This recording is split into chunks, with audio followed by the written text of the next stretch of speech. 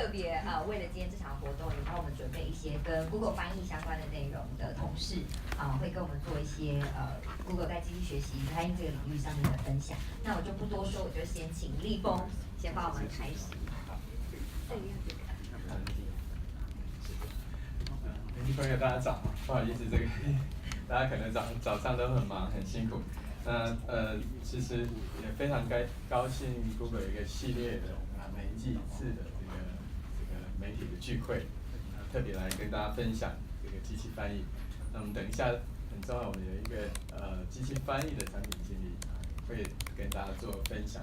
Google 特别在人工智慧在机器翻译这个领域里头，我们到底有哪些努力跟可以跟大家分享。好，那我想我简单把一个Google 的一些想法。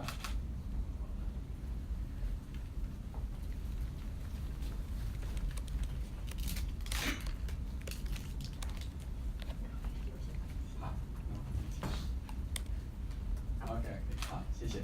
我很简短，大概10几分钟跟大家报告一下，大概整个 Google 在，好，可以。大家可能还记得我们在2、3年前整个产业的变动，我们一直强调 mobile first， 就是很多人人生第一次不管是上网用电脑，其实用的是手机，这改变非常非常大。可是现在我们再去看呢，其实整个科技的发展又走得非常快，叫 AI first。这个科技的趋势的变化，其实我想大家印象很深刻。整个社会的注意跟媒体的注意，可能跟AlphaGo有很大的关系，因为我们一直有一个想象空间，就是围棋是最难的棋艺，那围棋的冠军应该也是世界最聪明的人类。但是围棋在跟AlphaGo的这一个围棋的比赛里头，我们看到好像人类棋王输了，所以大家就开始担心说，或者说期待或者担心人工智慧跟这个人类之间的关系。可是事实上有一个很重要的一件事情是，好，抱歉，有没有设好，有一个很重要的部分就是，其实人工智慧的发展它不是新的，我都常用我自己的例子。其实我学生时代的时候就在研究人工智慧，我在研究所的时候，我还记得当时很多学者说这个人工智慧是不可行的啊。那我们大概是台湾第一代在台大校园里头学人工智慧。那我们学的领域很多，比如说中文的文字的辨识、声音的辨识、理解。那经过这样30年以上的时间，我们再去看，它其实很大很大的进步啊。我们当年并没有想到，我们今天手机拿出来之后，你如果用语音去输入搜寻，你会发现非常方便。而且我现在用手机语音输入的机会高很多，辨识率也非常非常大。但这样的事情我们在以前学习并没有觉得有这个可能性。好，那这一张我很喜欢的一个在网络上看到的一个说法，你有没有觉得很像就是我们人类的发源里头，从猴子、人猿到人这样过程。那今天我们看待的这一个手机，大家粘度这么高的这样一个手机。其实我们现在这个时间点，也许在最早时间点，有可能我们今天这个手机就是人工智慧的机器，我们叫 Super AI Machine。那这个 Super AI Machine 现在可能进入到一个以比较 AI 为导向设计。那也想跟媒体朋友报道，这对台湾产业非常非常重要。过去我们在思考台湾的软硬，我们说我们硬体很强，但是我们的软体比较弱。可我们注意到，过去这么多年发展软体里头，从早期的办公室的自动化、资讯系统，一直到网络服务，好像台湾的软体产业跟硬体产业始终是2个没有交集的一条路。那一个比较大的原因，就第一个，我们软体产业平常都是比较属于内需市场；另外一个就是说，我们的硬体产业平常跟软体之间的结合，比较是在比如说在作业系统，但台湾并没有发展这一块。可是新的一个 AI 的概念里头，台湾可以很好机会，等一下会跟大家报告一下。可是我刚刚有提到说 ，AI 并不是一个新的议题，它其实很久。那如果你用 Google 服务，它已经很久。比如说，10年前你要 Gmail 刚开始的时候，你会觉得这个Spam Mail 很多。现在大家可能都不太担心 Spam Mail。这 Spam Mail 的侦测跟学习，其实就是一个 AI 技术的应用，也机器学习技术应用。另外一个，大家用机器翻译的习惯，语音辨识、影像辨识，这些都不是新的。那么自动驾驶车对大家很多人也不是新的，虽然在路上你不见得会看到它，但是也是大家经验中慢慢看到的事情。可是为什么这一波的 AI 科技大家感觉影响那么大？在不同场合可能媒体朋友都有注意到，就是 deep learning 的这个影响深度学习，这是一个机器机器学习的演算法上的一个突破。我们一般讲法就是说，类神经网络这种学习方法已经很多年，但深度学习是这几年的突破。它的最大突破是，它能够善用大量的资料。在过去我们资料量很大的时候，我们的学习的方法并不见得有明显改善，所以很多时候学者会有点挫折，觉得说资料量大也未必能够看到好的结果，甚至觉得说这资料可能要无限大到才能够训练出一个应用领域。可是这几年发现说，确实资料量大非常的重要，可是不用到无限大，只要你的学习的演算法在某种理论架构下，在某种经验值的调试下，会很大很大的进步。而这个进步有很多前提，等一下跟大家报告一下。那么 Google 因为有这样一个deep learning 的经验，结果我们就开发了一个 TensorFlow， 媒体朋友也有关注过。现在这个对整个机器学习发展非常重要，因为它是一个开放平台，它连 source code 都有，所以现在有很多的应用就可以架构在这个开放平台，大家来加速机器学习跟人工智慧的发展。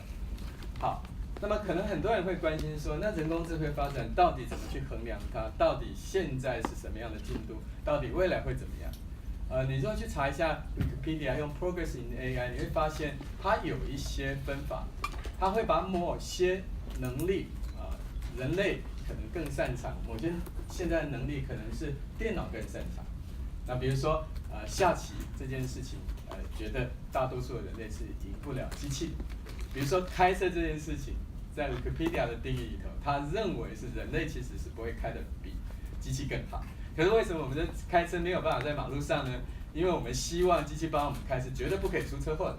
可是大家不知道，一年全世界车祸死亡超过100万人。那么大家并不知道人开车是危险的我们让大家在马路上自己开车其实是危险科技已经到一个阶段，可是跟我们生活还有一点距离。可是有一个部分，比如说是文字辨识或者影像分类，大家的说法是，机器进步很快，跟人差不多。比如说你去看到很多动物，就我来讲，所有鸟都叫鸟但是可能这个机器可以辨识比我们仔细。好，但是有很多领域，也许很漫长的未来都不见得会做得比人更好的。那很多部分，也许我们自己现在想太多了，觉得机器会做得很好。比如说 natural understanding。语言的理解部分，我们对语言的理解其实是人类智慧的累积，它是有情境的，它是有前后文的，它是有 common sense 的，它可以做决策的。这些东西现在的科技不见得做得到所以很多领域大家可以去看一下。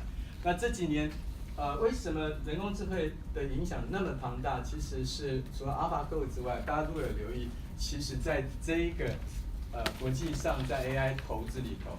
在 AlphaGo 的打败李世石的之前，其实全世界的投资就突然的增加，所以并不是一个完全的社会媒体的效应，而事实上是投资者已经有注意到科技进展到一个阶段，你有大量资料，它的效果非常的好。好，那么这有一个例子给大家看一下，我确实已经忘记我当时是用中文去查英文，还是英文去查中文。那你稍微念一下，这是在网络看一下，我是把简体的东西丢上来你去看一下，乍看一下其实看不太出来什么是机器翻的，什么是人翻的。好，人工智慧在判读说某一件事情对人类有没有帮助的时候，就是说你有一个行为，你不知道它是机器做的还是人做的，就代表它已经可以做到一定的程度。我觉得机器翻译确实有做到一定程度，也是今天一个重点。人工智慧在机器翻译到底做了什么事情什么事情我们可以期待它继续进步下去。好，那么我想对媒体来讲，一个重要的议题包括它可以做什么，它不能做什么。我觉得甚至说它不能做什么这件事情可能更为重要。到目前的认定里头是这样，就是在特定领域里头，你有大量的资料，这个领域的知识可以透过资料训练学习的。而这个领域的行为它是可预测的，那么这个领域可能可以这样做，比如说垃圾邮件，我们人在判断垃圾邮件的难度跟机器比起来，其实人可能都还不见容易。为什么？因为我们人看到很多诈骗电话，马上就被骗了啊。但是为什么机器可以？因为机器可以知道这些邮件在全网络大量在流动，它除了看到信件本身，它还可以看到行为，所以它可以知道这些是有问题的。好，那么什么领域是目前认为不太容易的？就是那种其实缺乏资料的那个知识，你根本不知道它怎么去产生出来的。另外，那个知识的领域里头，不是当成图像辨识这种领域，是比较语义理解的层次，那就很难。比如说，我讲过一个例子，在有些地方，我说，张三咬李四，那你听了，那张三怎么去咬李四？这个人疯掉吗？可是如果我跟你讲说，张三是一条狗，李四是一只猫，你说不太对，可是真的就有人可能取这样名字，这种完全累积到我们 common sense knowledge， 这种部分现在机器是很遥远的未来。好，最后时间我想会交给 Lane 还有我们的同事继续跟大家报告。我想这是一个一系列的活动，今天第一次啊，那谢谢大家，谢谢。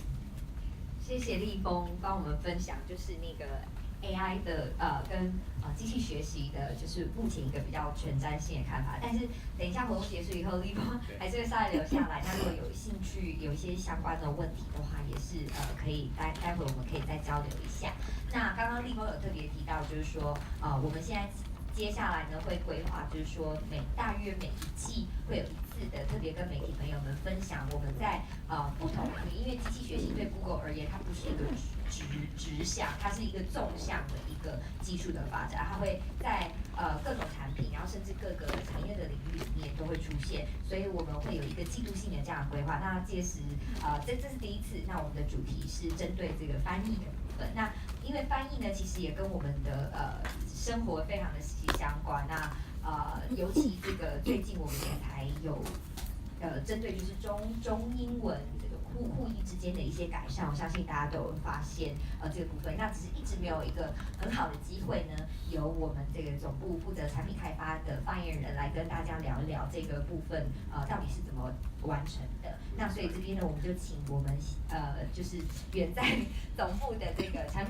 Google 翻译的产品经理 Julie。那来帮我们分享一下。那so Julie, you can be unmuted because I just introduced you, and if you can show your face a little bit. Hi everyone, can you hear me? Yes. Cool. Cool. So I will keep the camera for now, but please, if you cannot hear me, let me know. It might be because of internet connection, so I will turn it off if needed. Great. So hi. Oh, sorry. Yeah. No, I was just saying great. Yeah. So far the connection is great. Yeah. Okay. Cool. So hi everyone. My name is Julie. I work as a product manager on Google Translate in California. I'm currently calling from my home because we're in the evening here in California. Thanks for joining today. And I'm here to tell you about the recent improvements that we made to our translations thanks to neural nets. So you can go to the next slide. So first, I wanted to take a step back and tell you a little bit about why translations matter to Google as a business. And so first, it's interesting to note that more than 50% of the internet content is currently available in English. The second biggest language is actually Chinese, as you can see on this graph. But roughly about 20% of internet users actually can understand English. So this means that for the vast majority of people, the content of the internet is currently not understandable. So because Google's mission is to make the world's information accessible, translation is a very important component of that, which is how Google Translate was created about 10 years ago. So if you go to the next slide, so in terms of how big Google Translate is, oh, sorry, that's actually the slide before, yeah, great. So every day we translate about 1 billion translations, which is roughly equivalent to 1 million books. We also have roughly 1 billion users who use our service every month around the world, which is equivalent to 1 out of 3 internet users, so a lot of users. One thing that is interesting to note is that 92% of those users join from outside the US, which is pretty unique for a Google product, and which shows that Google Translate is truly a global product. And Brazil is also our top market. It's not even the United States. So if you go to the next slide, so Taiwan has been a very important market for us because it's actually growing very fast. I wanted to share with you guys that actually our traffic in Taiwan for our Google Android app has doubled between 2015 and 2016. And our iOS app is also pretty popular in Taiwan, and its usage has increased by 60% between 2015 and 2016. If you go to the next slide, so now I will tell you a little bit more about neural machine translation, which is the application of neural nets to translation, to the context of translation, and why it's been a game changer for us. If you go to the next slide. Cool. So this is a very simple example of how our kind of old model, not the new neural net, but the previous models were working. So if you look at this menu, which is both in Chinese on the left side and in English on the right side, let's imagine that you don't speak English. Just by looking at this translation of a menu, you can already start to learn a few simple words. For example, that the character on the left side that has been highlighted in blue means soup, if you look at the English translation on the side. And in the same way, you can recognize that the character highlighted in red probably means chicken, considering that it's constantly being translated in chicken. So this is kind of a simple example to tell you how our machine learning models used to work at a lot of different documents that had been translated, and look for how many times one word is being translated into another word. So we look for patterns. So we had a statistical approach to machine learning. And so it's been working out for us for the past 10 years, but we recently introduced a brand new method, which is based on neural nets. So if you go to the next slide, so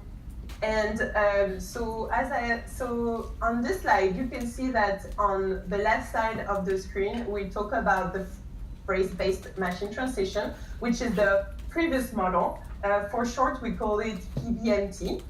And on the right side is represented neural machine translation, which is based off neural nets and is the new model, NMT for short. So the previous model, PBMT, we were looking at a sentence, breaking down into smaller pieces and translating each of those smaller pieces thanks to a statistical approach that I was describing to you on the previous slide. And then we were stitching together small translation of the sentence into one big translation. So with the new neural networks, instead of breaking down the sentence into small chunks, we're actually looking at the sentence as a whole and translating the entire sentence as just one unit. So the whole sentence is considered at every step of the translation, which results in a much more natural and better translation that sounds much more like someone might have said it. So if you go to the next slide, I wanted to tell you a little bit about how quality has improved thanks to neural nets. So what you can see on this graph, we have what we call a blue score. It's a way to determine the quality of a translation. So it goes from 0 to 6, 0 being the worst translation and 6 being a perfect translation, which doesn't really exist, but you try to get there. And we have raters who look at translations and rate them between 0 to 6. And we use this scale to determine the quality of our models, both for PPMT and NMT, and we are able to compare before and after for different languages.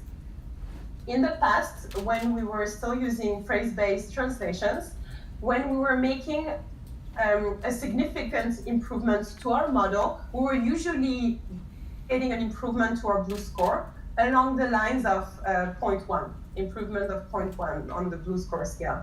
And just to give you a perspective of how good the improvement was for Chinese, when we launched Chinese with the neural nets models, we actually increased by 0.6 the quality of the translation on our scale. And all the other languages are also seeing very good improvements around 0.5. So Chinese is actually a larger improvement compared to the other languages, which is great. If you go to the next slide, so where you can see here is the error reduction that we managed to get to with neural translations.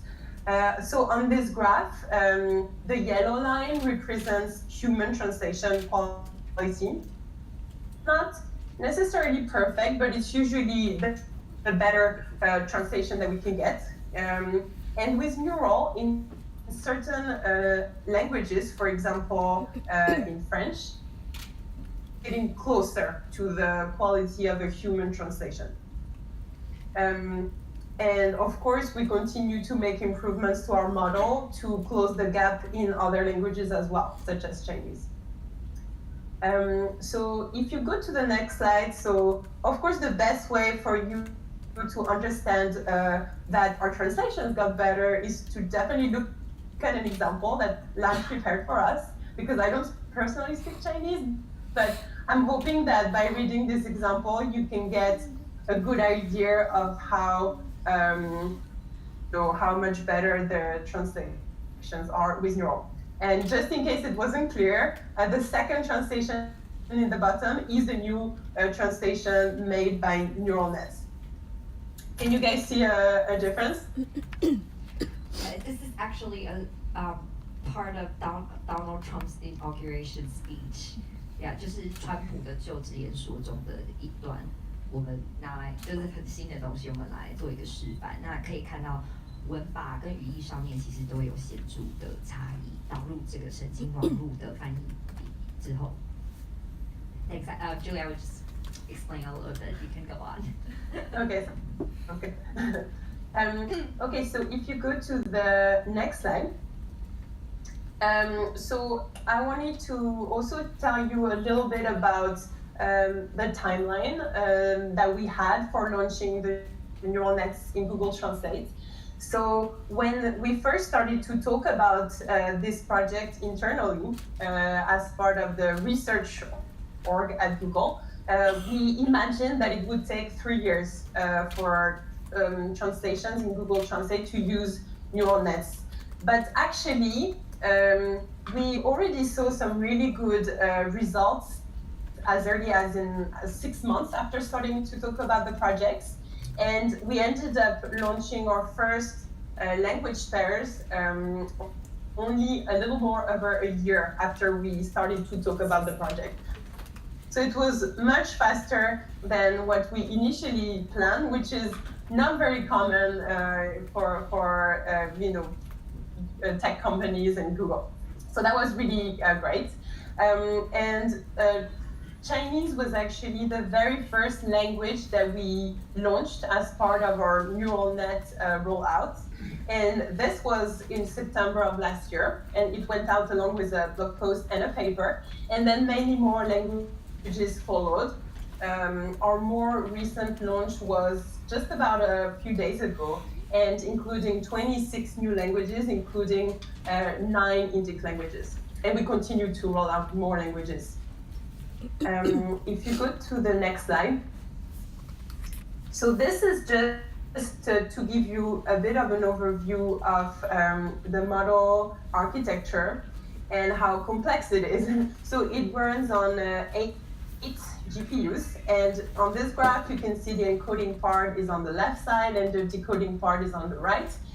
The important takeaway is because of the complexity of the model, it actually takes a lot of time to train a model, and a model is training a language pair. So for example, Chinese to English is one language pair.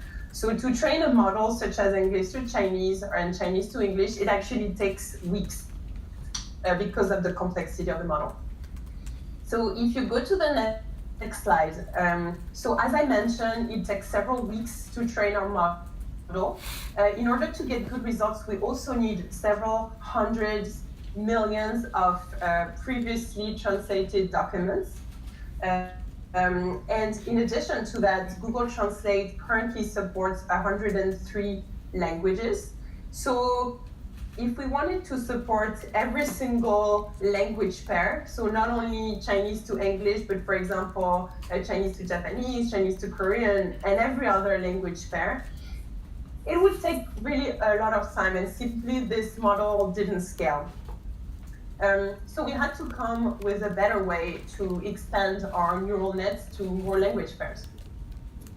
So if you go to the next slide, so yeah, previously we had those models that needed to be trained, and we managed to combine the models that were before for individual language pair into a single model, which we call multilingual, without changing the underlying architecture of our model.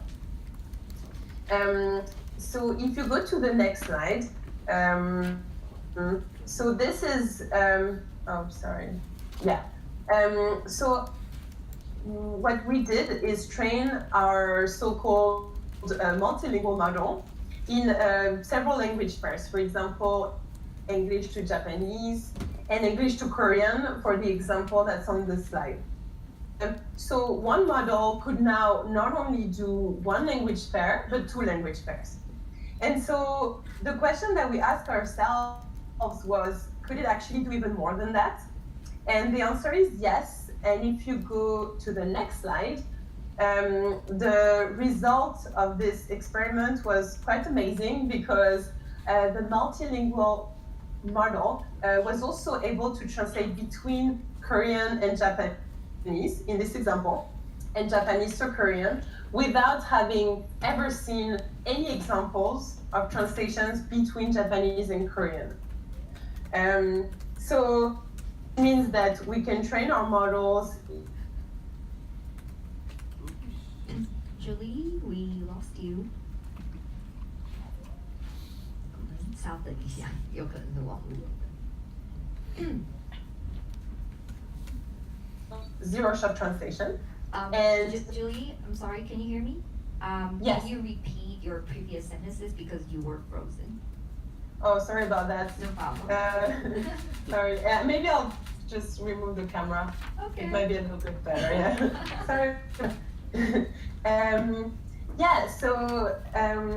Amazingly, the multilingual model that I was telling you about could also translate between Korean and Japanese to Korean, even though it hadn't even seen any examples of translations between those two languages.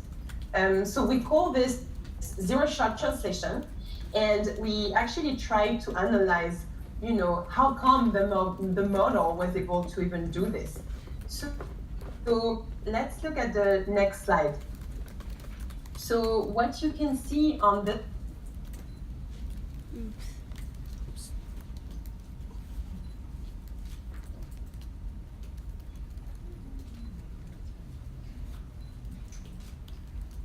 Can you hear me? Yes, we can hear you now, so we may need you to repeat the previous sentence. Yeah, okay. You can start with the slide. Yeah, we're almost there. Almost there. So as I said, we tried to analyze how come the multilingual model was able to translate language pairs for which it hadn't seen any examples of. So this is a representation of how the models views things. So figure A shows a number of sentences mapped into a high dimensional space as if it was seen by the model. So the closer the points are, the more similar they are. And so if you zoom into one of the clusters, which is figure B, you can see that it actually contains sentences that are in various different languages, but the model was able to identify that their meaning was very close. So this means that actually our model is learning its own high-level representation that is even beyond languages as we know it, which is really cool. And it seems that we might be approaching something that is known as interlingual. And all of those research advances enable us to bring neural translation to all languages, hopefully before the end of this year. So if you go to the next slide, so just wanted to add, it takes a lot of computing power, both for training the algorithms, but also for performing a translation. So we were able to take down from 10 seconds to 0.2 seconds in 2 months, and we hope to make even more improvements to that. Okay, so if you go to the next slide, I just wanted to give you guys a small overview of another application of neural nets that is relevant to Google Translate, which is WordLens. So WordLens is our instant camera translation feature. It works in Chinese. It also works in 30 other languages. If you're translating a foreign menu or a sign with the latest version of the Google Translate app, you're actually using a deep neural net as well. And the cool part is that you can do that on your phone without any internet connection. And I will tell you how this works. So if you go to the next slide, this is a representation of how WordLens look at an image and translates it in augmented reality. So the first part is to recognize where the letters are on a picture. This does not involve any neural nets. We just identify pixel on the screen that we feel like looks like letter, and we put them together to identify words. After that, the second part, Translate has to recognize what each letter or character actually is. And this is where deep learning comes in. So what we do is that we train an algorithm, a model, to on many different types of letters with different fonts, different formats, different size, to recognize letters in a lot of different languages. So we use what we call a convolutional neural network for that, training on a lot of letters and what they look like. And then after that, we do a dictionary lookup and provide a very simple and very fast offline translation, and we render it on top of the image. So if you go to the next slide, this is just a little bit of detail on how we train our neural nets to recognize letters. So the interesting part is that if we were to train just on very clean letters that you find, in any dictionary, there is a risk that we might not be able to recognize real-life type of letters. So what we did is we actually generated, quote-unquote, fake letters with reflections, a little bit of light, dirt, smudges, and all kinds of things that make them look a lot more like the real world type of letters that people might see on signs or on pictures.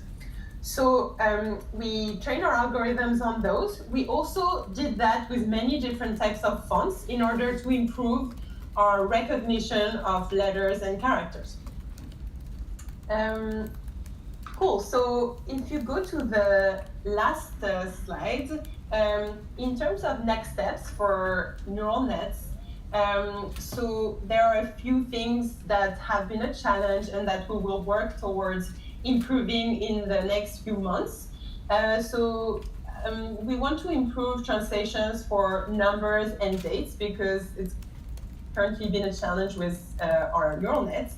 Also, short and very rare queries are difficult simply because they are not very frequent in our training data, so it's a little bit more difficult to learn them. And also transliteration and names of brands, we're also not doing as well for that. So this is the kind of future forward projects among many others that we will be working on for the future. If you go to the next slide. And yeah, so that's actually the end of the presentation. So I'll be sticking around for any questions you guys might have. Thank you. Thank you, Julie. Julie， 因为她那边已经很晚了，所以我想说我们现在开放 Q&A， 主要是针对Julie 就是翻译的这个部分。那我们稍晚如果对立峰这边有问题的话，我们就可能待会。那我们先看看有没有一些问题，需要问 Julie 的可以直接用英文问她，或是需要我帮忙把问题翻成英文的话都是 OK 的。就看看现场有没有问题。那个有人可以帮忙递一下麦克风吗？好，谢谢。好，那可能麦克风要换一下。对啊，要不然会听不到。对。有几个问题要问。可不可以先不要太多，让大家轮流一下。现在翻译的部分的话，因为像有些中英文夹杂的状况的话，Google 目前怎么去解决这个问题？因为在现有的学习模式里面的话，它可能还是会针对中文就是中文，英文就是英文。那中英混杂的部分，它会造成它翻译很奇怪。然后第二个问题是，目前简中跟繁中的学习模型是同一个吗？还是拆分？如果是同一个的话，那 Google 怎么去做那个翻译期望值的区隔？ Okay, 好，那我就先两个问题好了。So basically there are two questions and I hope I remember them all. And the first question is, 天啊，我第一个问题就忘记了。对，那个中英夹杂。Yeah. So sometimes in Chinese, when we're speaking or in our languages, we kind of like have a mixture of Chinese and English. That not only happens in Taiwan, but also a lot in Hong Kong, because people are very used to mixed two languages. So, but it seems like Google Translate only focus on a single language translation. How do we, deal with this kind of situation? That's the first question. And second question is about simplified Chinese and traditional Chinese. Do we have a different model for traditional Chinese and simplified Chinese? If we do not, if we only have a single model, how do we solve the conversion and the difference between these two languages? Okay. Yeah. So thanks for the question. So I'll start with the first one. So there are actually we are aware of the fact that several languages do mix English and, for example, Chinese. It actually also happens in Hindi, Indonesian. There's also other examples.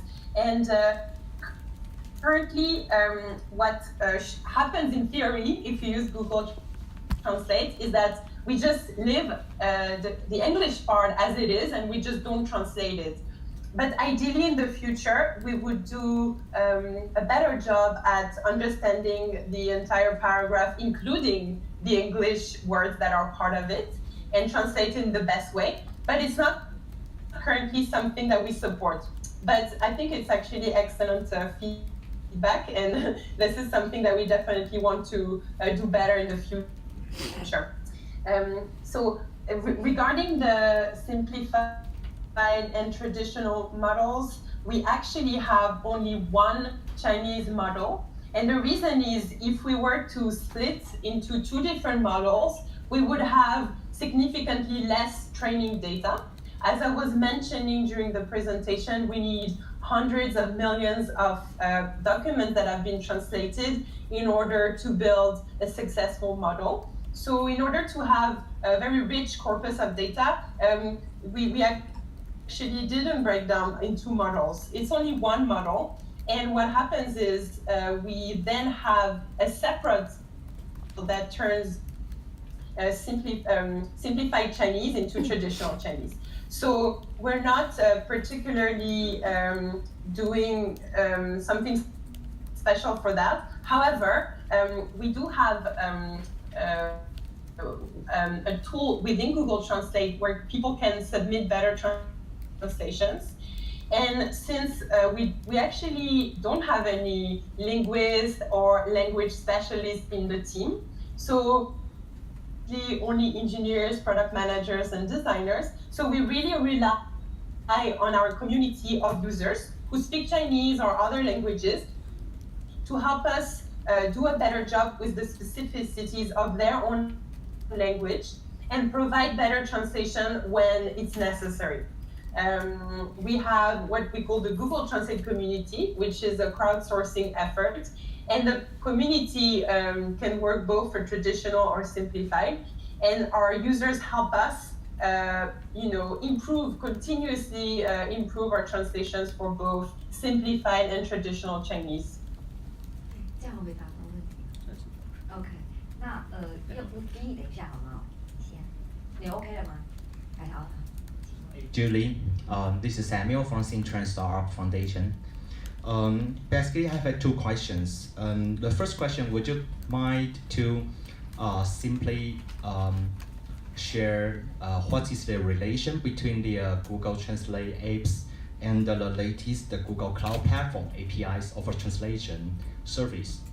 Yeah, is that the same database and or the same of the concept?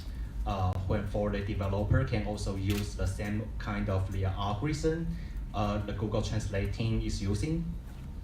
This is my first question. And my second question is, what is the ultimate goal of Google Translate? Will that how long we still need to wait to have this conference with a real-time translation from your side, and we can totally understand what is the content of your speech?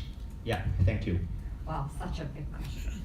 So Julie, can you hear both of these? Yes. Okay. Yeah, thanks for your question.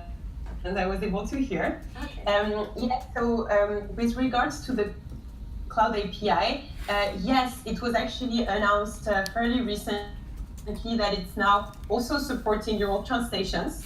There was a Google blog post that was published with a lot of information. So I hope that Lan can share it later if you would like to read more details. But yes, the answer is developers can indeed use the neural translations. Second question was around the future of Google Translate. I think that's a really good question. Thanks for that. So ultimately, our goal is really to continue to improve our translations, because even though we got a lot closer to human type of quality translation, we're not there yet, as you could see from one of the graphs that I showed you. And we're really planning to, thanks to neural nets, but also thanks to our Google Translate community, we really want to continue to improve every single language. This year, one of our big goal is really to bring neural to every single language pair. Happens in the next coming months. We're continuously rolling out new languages. And so we're really focusing on improving the quality. Your question was around translating live Google Hangouts. So it's true that we're not currently offering this feature. However, if you use the Google Translate Android or iOS app, we have a feature that we call Conversation, where you can translate a conversation between two people who speak different languages. So every time a person speaks a sentence, our app is listening to it, translating it, and then repeating in the other person's language. So you can already have face-to-face conversation in two different languages. And yes, we hope to eventually also bring this kind of technology to Google Hangouts and to video conference. I think it's a good idea. 对，这是一个远大的目标。那Julie，我能 follow 刚刚那个问题啊，就是因为口头翻译的部分，刚刚Julie也提到那个资料的收集部分，其实是非常的重要。Yeah. 这个部分口头即时翻译，这个部分是一个很大的瓶颈。OK。第二个问题我比较小问题，就是刚刚Julie有提到，就是目前从2015年开始推出那个神经机器学习导入Google 翻译的优化之后，目前进度超乎预期，已经有26个不同的语言组合导入。26个好像还没有完全上线，我等一下可以跟他确认一下。没有，他刚slide是写到今年4月的时候，先有26个。对。可是那个新闻资料上面写有41个，是不是说我是不是可以这样理解？比方说，他这个计划3年内是不是要达成41个目标？目前已经达成26个。Okay. 好，我确认一下。谢谢。好 ，So there are also 2 questions. One is on speech.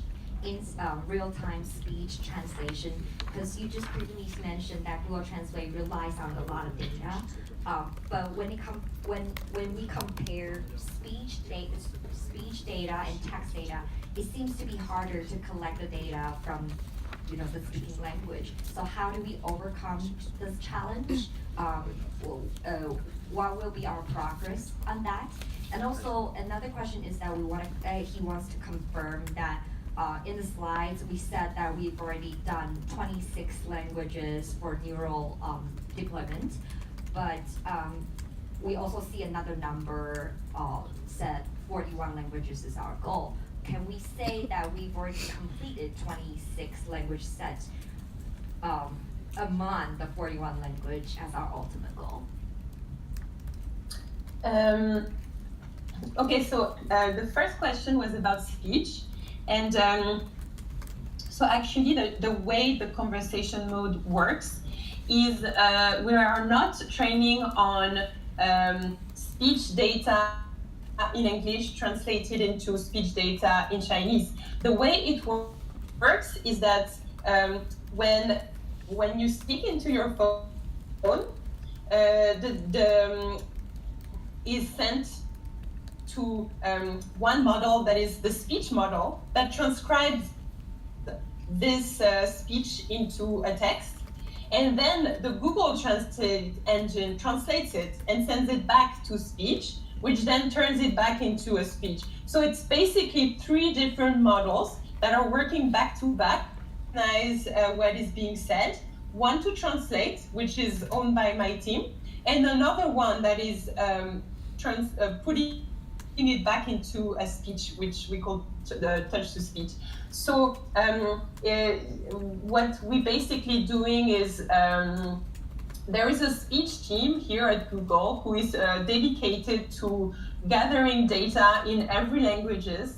And you're right that it's actually not an easy challenge, and there's a lot of challenges around the fact that when people use their mobile phone to have a conversation, they are often in places where there's a lot of background noise. They might be at a train station or in a classroom, and so a lot of the challenge is to be able to recognize sounds despite the noise and despite the fact that people are not always articulating or pronouncing the same way. So this in its own is a whole challenge.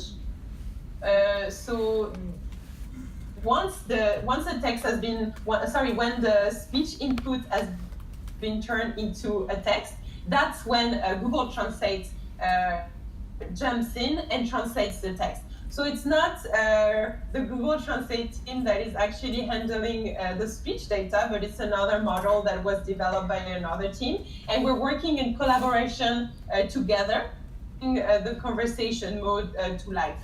So it is a very complex feature, and we're trying to improve it in the future by both improving the speech recognition quality.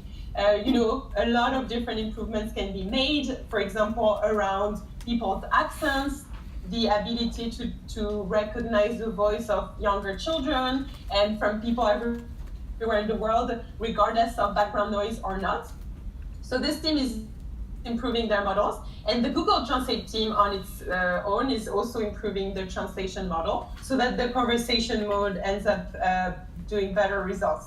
And please definitely try it out and let me know what your experience is like, because we're always happy to hear feedback from people.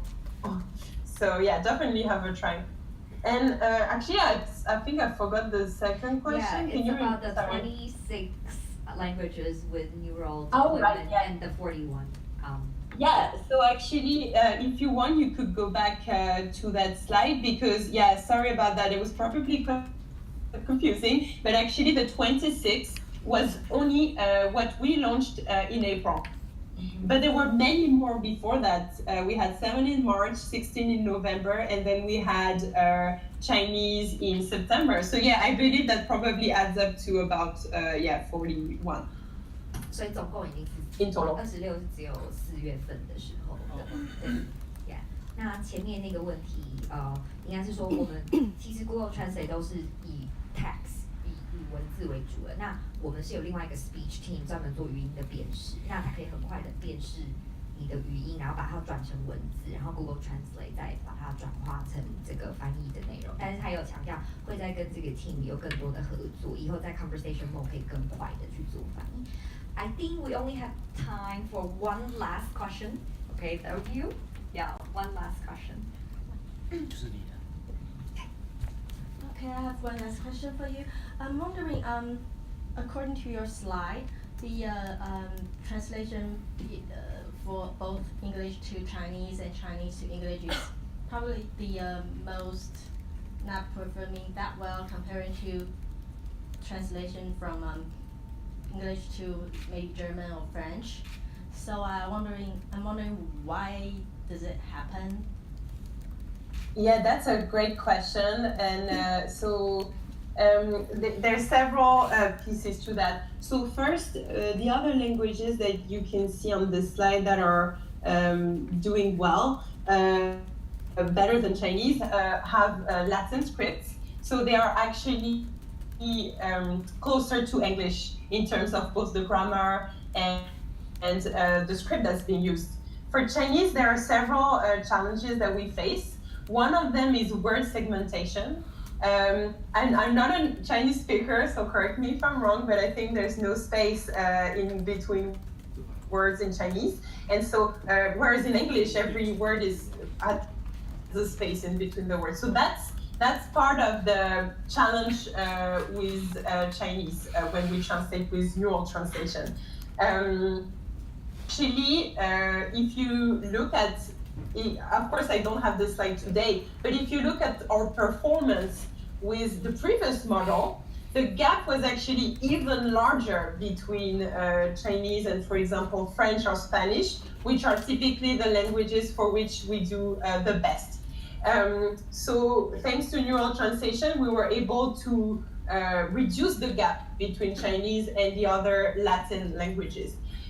So in addition to word segmentation, another challenge is always to find data. So high quality data, meaning documents, books, articles, so any text that has been translated by a professional and that we can use for the training of our neural nets. So it just turns out that, for example, for French to English, we have a lot of high quality data, and it varies between languages. We do have a lot of high quality data for Chinese, but slightly less.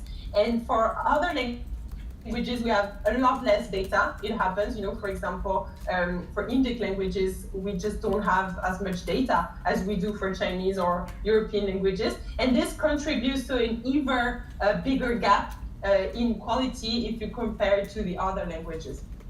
Yeah, I hope that answered the question. Yes, and if you see the slide, the green area, that shows the improvement. Actually, the Chinese to English and English to Chinese have a lot of improvement if we can say that.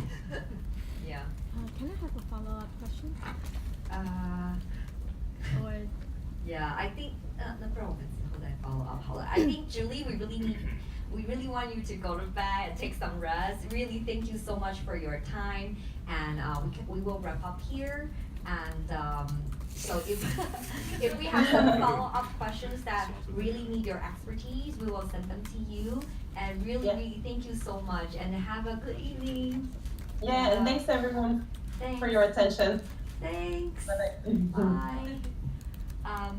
好，那我们今天就是翻译的部分，大概到这边到一个段落。那我知道大家可能还有一些问题，我们立峰也在场，然后自己本身也是人工智慧的专家。那你有问题可以问我。对，有一些问题我们待会可以跟他聊一下。那只是说刚刚有提到 WordLens 的部分，然后还有一些神经网络部分，我们其实那边有展示区，大家可以试试看我们的，比如说即时镜头的翻译，或者是说等一下我们想要看一下，就是说是不是有翻译品质的一个 Google 翻译品质的一些比对的话，我等一下也可以秀给大家看。那我们就轻松，因为今天活动就差不多告这个段落。那我们再看是不是有没有什么问题想问的立峰这边，我们要不要坐下来聊？比较开心啊，真的都可以的。OK。我补充一下，刚刚其实这个媒体朋友问到的问题就是繁体简体的这个翻译，那其实词典是不一样，就繁体有繁体词典，简体有简体词典。可是事实上，繁简差异在语法上并没有太大差，所以它可以 share 相同的 model。那因为刚刚讲的高品质的训练资料不容易找，所以这是一起用的。但是其实刚刚他介绍也很有趣，日文、韩文也是可以一起翻的，这某种程度是 CJK 结构。所以当你一个语言训练量资料不太够的时候，它事实上好几个人并在一起互相使用，这是一个蛮有趣的一个发展。这是大概是科技进展到现在这个阶段蛮惊人的一个发展，就是说语言有它的共同性。好，那是不是媒体朋友有其他问题？对呀、不完全是在机器翻译，我想今天关于人工智慧是简体的。好，简总经理你好，我想请问一下，就是同样跟我刚刚问那个 Google Cloud Platform 之后 follow up 的问题，就是说，现在 Google 台湾这边针对于 TensorFlow 或者是 Google Cloud Platform 这边的，对于更多 developer 的 enabling 上面，将来有什么计划？你会团队吗？对这个部分我要强调，不是 Google 台湾在负责的，就是对，是我们的 Cloud 的团队。Okay. 那有一些相关的资料，我可以再 share 给你们。我们的确是有一些进度的。OK， 所以在这边即将在今年的部分，我们可能会有期待更多的资源可以。今年的话，可能要等等看下半年，但是我们 Cloud 比较大的一些 update， 尤其跟 machine learning 方面的，都在今年上半年的 Cloud Next 2017年大部分都发布了，所以我们可以把那个3月份所有的新的一些相关的官方资料之后再寄给你。好，我想今年 Google 在台湾的关于 Cloud 的 business 部分会投入蛮多资源。对。不一定是 Google 台湾来负责，但是 Google Cloud 在台湾应该有很多些。对。这边想要问一下，像现在人工在以方法论而言，那现在看起来，机器学习是目前在商用领域来讲最有价值的，最有商用价值。但在现在除了机器学习的这个派流以外，那简老师，你还认为说有哪一些其他的人工智慧的方法，它是未来是具有比较大的潜在的商业价值呢？我们先来想说人工智慧哪些议题啊？大概你用一个人的能力来区分，我们先不讲说学习力啊，我们有这个眼耳鼻舌身所有这些能力，那这是现在电脑都不行，那就是眼睛有视觉啊，声音有辨识啊。可是事实上到脑袋来这件事情就更复杂，我们有决策能力，有理解力，有判读能力，所以联想力，有很多的人类的能力，目前不能透过学习、透过资料来学习，所以大家不要太小看人类，有太多东西其实不是我们自己可以做得到。可是反过来，刚你的问题里头就是说，光是透过资料训练出一些人可能不能理解的知识，可是那个知识却可以产生智慧服务的话，光这样的事情就可以应用到很多电脑服务上面去。所以为什么说商业应用价值，就是我自己把它解释比较像是我们讲大数据的再延伸，等于说大数据或者我们叫资料探勘这件事情，加上了类神经的技术之后，它会进展更明确、更有效率。可是除了这之外，是不是还有很多东西需要突破呢？我觉得，比如说像推理能力，在人工智慧里头有一个很重要的能力叫推理这件事情。那这几年其实进展还是相对有限。那如果你推理能力不是很强，或者规划能力不是很强，机器人就不会很厉害。机器人，比如说我现在从现在叫它到101，从楼上下到1楼去，今天的机器人没有一个机器人可以做到，因为它要做一个 plan， 它怎么去完成它？它不是只是视觉可以看到而已。所以其实光是这样，在人工智慧里头的很多知识领域里头，光是推理、规划这些东西都需要进展。这些东西恐怕有些东西没有资料可以训练它，所以大家过度于把机器学习概括成人工智慧所有的问题，其实不是，它只是一种很重要的能力，因为它可以学习，但是学习不等于它可以学所有的事，它是学有规范的东西，大概是这样。你好，我想问一个比较有点偏的问题哦，例如说学习，像 Google 翻译，它会有有一个栏位让使用者提供一个建议，万一他建议是错的话，那他这个进入资料库，他会去判读吗？这个就是一个叫杂讯啊，就透过资料学任何东西，你都要假设错误也是一种学习，就是你不可能所有的资料都是正确资料，但错误有一个有趣的地方，重复错误很少，相同错误重复出现很少，所以它很容易被视同是杂讯，会把它移除掉。就很像刚刚 Julie 有提到说，你在收集语音的 data 的时候，有可能你是在车上，你很杂音很多，那这种杂音呢，跟干净的声音比在一起的时候，它有些时候自动会被排除掉。所以收集资料最重要的一个技术就是，不是很干净的资料，你也能够提取它的。所以在概念上来讲，大家如果举报错误，如果大家所有人都是，比如说要去挑战 Google，你故意在一个正确的东西把它改错，而且大家都这样的话，那 Google 就相信大家了，所以那个大家就变成以讹传讹。但是一般人，如果你是随机的，那个错误其实可以被容许。我拿另外一个例子，例如脸书好了，他会提供说可能认识的朋友，那我看他提供 list 出来，很多其实是跟我有关系的人，我认识的人，那我故意不去点选他，然后他有提供一些我完全不认识的在旁边，那我就连续许多天我故意点选不认识的，结果后来过几天之后，他提供我的几乎都是我不认识的人。是因为你这是个人的资料部分比较容易被干扰啊，因为你这不是。这是你个人的喜好，所以脸书我当然不能帮他讲他的设计方法，我不太知道。可是假想上一个系统是这样，这是你的个人喜好，所以它非常依赖你的建议，你不喜欢你就拿掉。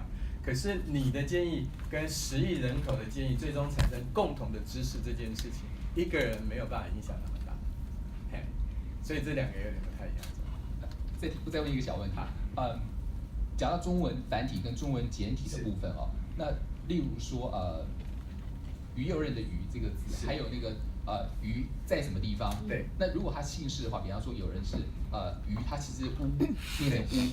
那如果说我曾经故意做一个测试，我把 Google 的翻译比方英翻中，那我把英文的部分我贴上的是中文简体，然后我的右边是中文繁体，它自动帮我把中文简体变成中文繁体。它会自动帮我变成这样。可是呢，例如说有的姓氏的部分，它那个字它就确实是都不拢的。这个刚刚他有提到，就是说未来可以改进的地方，包括数字，其实有谈到专有名词。目前最难的地方还是少数出现，我们讲的专有名词，特别是人名，它又少出现，它又没有出现过这个双语的，那这个机会就很难翻译了。那这个大概在任何语言都是一样，等于说只要那个资料量够的，双语共同出现的资料量够，可以透过这样去翻译的，这是可以的。那只要是这个人名，比如说在网络上这个人名只出现过一次，那他的中文的英文该怎么翻，或英文的中文要怎么翻？那对机器来讲，它显然是没有资料，所以它就没有办法。所以靠资料库的累积就是。对，那它很重要就是 computer 的力量，就是说如果这是大家常用的，那大家就去教 Google 怎么样学。这几年的进步里头，很重要的部分是社群的力量来进步的，对。因为10年前我们是没有那么多资料的，10年来的确就是资料。因为我整个看了机器翻译成长，我事实上加入 Google前3个月，我就在机器翻译厅，是他第4个 scientist， 我做了3个月。我可以知道以前多差的，我跟你讲，我们事实上是脸遮的很丢脸的把它推出去了。可是因为大家给了 feedback， 它会进步。刚 Julie 有给那个右照的回答，基本上就是针对繁中简中的部分，因为他说，之所以我们没有设计分开的模型，就是因为资料量，因为如果分开来的话，各自的资料量都不够。可是如果只有一个中文的模型，简中加繁中的资料量就会很大，可以做到很强的这个改善。但是就像你刚刚讲的，有一些字体回语义的转换，那可能变成是要之后要再更加努力的部分。它非常的近似，对不对？简中跟繁中，它有的地方是非常近似，但其实它不一样的，很像。对，如果你从词汇上翻译，比如说计算机跟电脑这2个，那么这个现在中国大陆现在也会叫电脑，以前是不这样用，我们讲水平叫水准的这个，对它那个差异性是存在的。不过这个量在总量里头，可能就是透过用社群力量去提醒它怎么进步。那其实这部分的效果非常好，因为这有点像刚刚你讲你个人的兴趣，那如果你告诉电脑的话，它实际上它就学了就是了。好，谢谢。可是我也很好奇，像质量，这样子的例子会不会造成他的困扰？因为我们这边质量只有一个意思，他们是另外一个意思。因为它有一个前后文，你看类神经网络这个进步比较大，是一个前后文。所以如果我们单独看一个词汇翻译，你比较不知道说该翻成哪一个。比如说 quality， 你叫品质还是叫质量？可是如果我们今天是一个前后句子的时候，它彼此关系就不是这么单纯。所以你可以看到这个句子特别，我之前很惊讶，就是它前后文的远距的关系被训练出来。那远距关系被训练出来，这是在机器翻译里头蛮大的一个突破。所以我觉得我们都可以举到很多例子说比如说如果你专门一个语言去训练它会更好。可是事实上，科学家会告诉我们说，你把好几个语言的训练资料摆在一起，可能会更好，这是一个妥协，可能你会牺牲掉某些。好，那我想要问的事情是，因为其实比方说像英文，因为在很多语言里面都变成是一个对，但是他们都会变造成适合那个语言的方式。比方说我们会说有 feel 这种东西，或者比方说像日文里面用非常多的英文，但他们会把它简化。对，这个其实在用这个的时候，我最大的困扰就是在这边，因为 Google Translate 没有办法 translate 这个，所以他们所以因为我不就对。它英中混用到现在还蛮困难因为现在日中也不行，日文可能还更日英也不行，日本可能还更难。对，我每次要看日文的东西，其实这样子都。对，这个刚刚他有提到，我觉得资料量不足之外，还有一个就是因为 Google 处理是现在103个语言，那它的一个 pair 的关系，那他说一个语言就要花掉2-3个礼拜去处理，所以如果我们任何一个语言 pair 在1年中想要推一个改版的话，那其实难度就很高，所以这有一点是工程师的妥协方法。我们把一些资料共用。其实我们已经很 proud 了，因为它预计是要3年，但是我们其实时程都有比较快一点。可是因为比较近的东西，它就尤其是或者是比方说，像这可以翻很好，是因为它有一个很好的 structure。但是有一些比较口语的，或者是比较一些简单，但是就是即时的东西，它越 conversational 越难，因为它没有资料。而且没有 context， 应该是这样说。越 formal 的句子我讲的是有 context 的东西。越 formal 的句子翻得越好，是因为它有大量双语资料。比如说，为什么他讲那个英文跟法文？因为全世界有很多国家的议会，比如说加拿大，它是双语并行的，所以那些资料已经累积非常久。所以一句中文，一句英文，一句法文，一个英文的双语的，像 Quebec， 所以这些资料我们就可以拿到高品质的1对1的对应。那中英之间就比较少，繁简的，包括比如说，严格说起来，香港的繁体跟台湾的繁体在使用语汇差异很大。我们现在就把它融在一起了，不好意思，就暂时也是这样。但长远来看，如果资源够的话，资料够的话，它会越分越细。不过有一些根本东西还是解决不了，就是少数人使用的词汇或者专有名词，那因为没有资料，他就没有办法自己猜。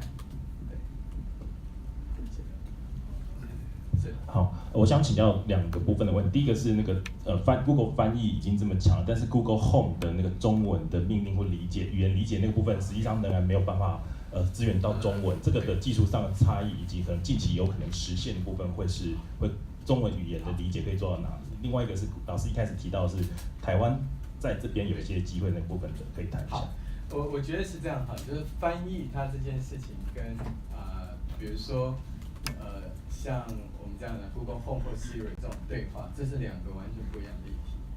翻译这个议题是假设一句英文，我把每一个英文单字查出它的中文字出来，之后可能有几百个组合，我选一个最好的组合，所以它某种程度是个选择题。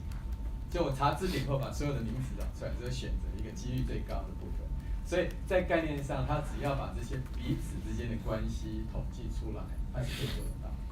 可是理解不一样，比如说我们现在在 Google Home，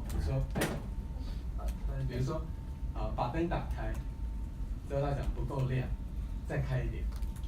好，这人听起来很简单，可是今天讲的是把灯打开，这是灯，可不够亮的时候是不是还是灯？人听起来是灯，可是句子上没有灯。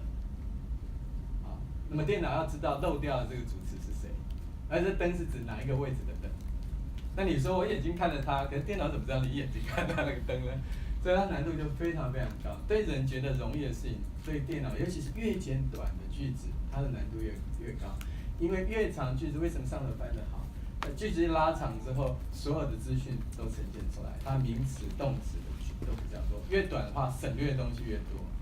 所以其实难在一个，就是我们会以为说它能够做声音辨识，比我们甚至厉害，所以它的理解对话能力会很强。但事实上这2个是很难。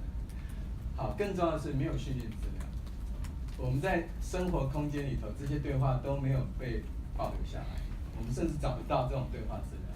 所以当我们有英语这个能力的时候，我们要转换到下一个语言，它还要去找这些资料。那中文还算是一个使用者多的语言。所以我相信这个资料还是比较容易收集。然后像机器翻译一样，直接延伸到103个语言，你现在来看可能就很困难。所以它的部分除了技术问题来讲，还是资料很难取得。那对话的难度是最难的，因为我们讲它是 section base， 它是前后文关系。如果大家记得，就是说，当你打电话到电话总机去问问题的时候，你都会讲说，我刚刚问的那个问题或者那件事情不 work。那他怎么知道你刚刚问的是哪一件事情呢？可是人知道，他可以去追踪那些资料，所以人的聪明度还是比我们想象的多很多哈。对，还是超级。另外你讲说好，这是一个议题，就是说也希望这个媒体朋友可以关注这部分，就是台湾在这个在半导体在 IC 设计领域是非常强。我们的硬体除了是在生产制造之外，在这部分很强。那在过去我们在软体领域里头，比如说如果 IC 设计跟半导体，你要去结合比如说办公室自动化、网络，你好像觉得这2个关联性很低。可是今天如果在人工智慧，你会发现它关联性很高的。比如说我们这样讲指纹辨识，指纹辨识的晶片，自从 iPhone 推了用指纹辨识之后 ，Android Phone 也都有。指纹辨识的晶片，台湾卖得非常非常好。可是指纹辨识这个领域并不是台湾独占的，事实上台湾在这个领域还不是最强的。但是因为台湾有 IC 通路，台湾有生产制造，可以很容易结合所有的手机平台，所以变成反而是指纹辨识的 IC 化，台湾做的最彻底成功。那如果我把这个指纹辨识当成人工智慧中的一件事情，那么有太多的 IC 化都可以做，声音辨识的 IC 化。之后，文字辨识、图像辨识的 IC 化，那有太多属于人工智慧，现在这个领域正在推广的很多东西，比如说在智慧汽车里头的电脑视觉或者某种东西的判读，那些经过 IC 化的大量生产、整合、制造，所以台湾有这个很大很大的优势。那这样你就可以看到那个软体的位置在哪。那我们的软体产业的力量，在硬体产业以前没有一个好的位置可以去衔接。那我现在看到一个位置，就是 IC 的位置，而这个 IC 的位置在很多的国家里头，你要去开发 IC 的难度越来越高，因为它的先进制程很贵，一方面距离很远，你要发展一套的 turnaround time 很久。可是即使成本再高，台湾来做这件事情都比世界上任何一个国家成本是低的。第一个就是说你的供应链完全在这里，第二个就是实际上台湾的硬体的这个电机领域的 IC 领域在校园里头，其实人才都还是很多的他们在跟进先进的制程呢，交给这个年轻下一代都还有这个能力，所以这是一个我觉得一个很难得的一个机会，就是说如果我们讲说软硬要整合，那最好是把人工智慧的很多领域开发出来的方法 IC 化之后，在台湾的硬体的平台上去把它推广。那我现在看到一个可能的缺点，就是这两股力量它还没有结合在一起，那需要这个大家多多关注，而且政府也多注意到这个机会。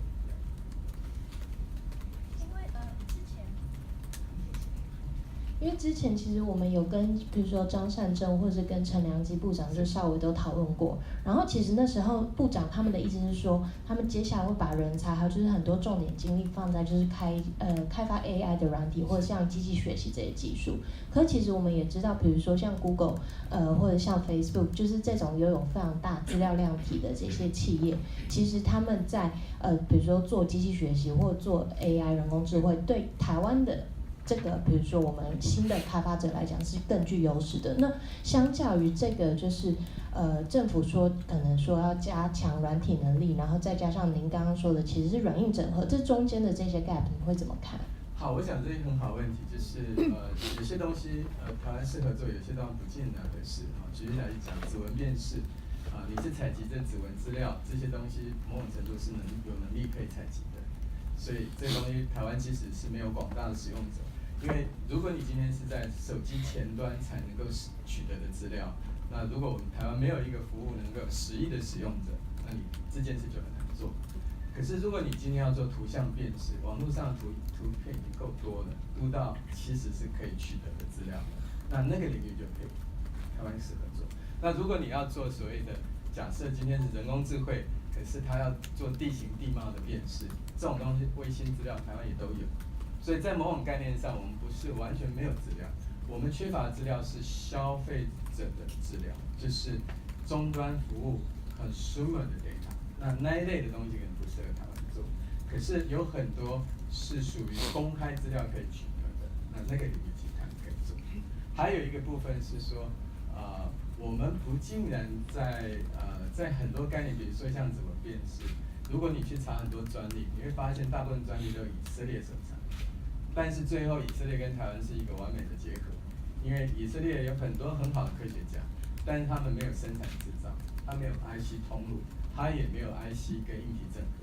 那这个部分，台湾可以发挥的优势，就是说你不见得所有东西要自己研发，可是你那个平台要拿来用，它就是一个很好的机会。